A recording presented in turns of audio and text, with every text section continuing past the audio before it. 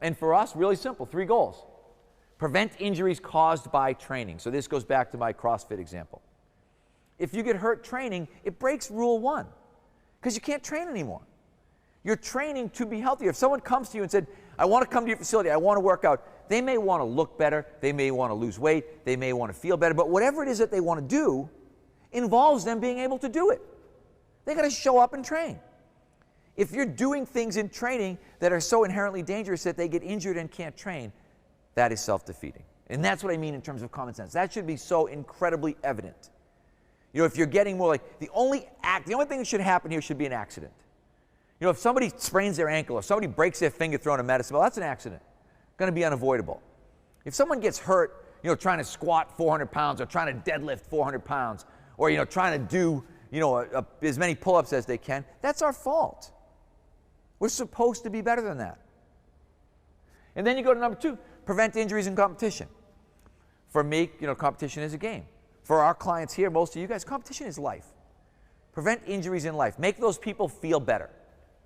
So I always tell people, you know how you're doing a good job? You know you're doing a good job when your clients come back and say, I feel better. I feel better getting out of bed. I feel better when I shovel snow. I went and snow skied this winter and I felt better. When your clients tell you they feel better, like I don't care if I got an unbelievable workout. Who gives a shit if you got an unbelievable workout? If that does not lead us to something better, like you feeling better, you moving better, you looking younger, then that didn't really do us any good because the purpose isn't to design workouts that make people tired. I could do that all day. That's easy. The purpose is to design programs that make people better. Whatever their better is, you can decide. Everybody's going to have a different better, but they got to be better. And then 3, improve their performance.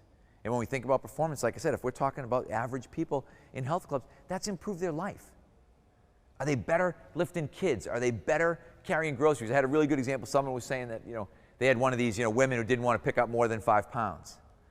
And he was like, how do I talk to her? And I said, well, I mean, one way, you know, the guy said one way would be to bring in bags of groceries and weigh them.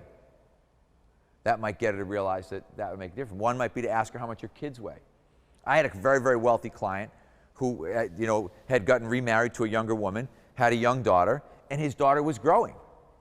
And as she was getting bigger, it was easier and easier for me to get him to lift more weight. Because I was like, what does she weigh now? And he's like, 30. I'm like, well, shit, you got to be able to lift 30, right? You got to curl 30, don't you? He's like, absolutely. And I mean, you got to be able to lift 40 up off the ground over your head, don't you? And he was like, yeah. But he was one of those guys like, oh, you know, I don't want to get hurt. I don't want to lift too much weight. I'm like, hey, this is Milo and the Bull here, kid. You know, this person's not going to stop growing for you. They might at 90, 100, 110, maybe 130. My daughter now, like she comes running at me for a hug, and I'm like, whoa, don't jump, because you're really big, and I could get hurt, because she's big and strong. And I know I can't do that anymore.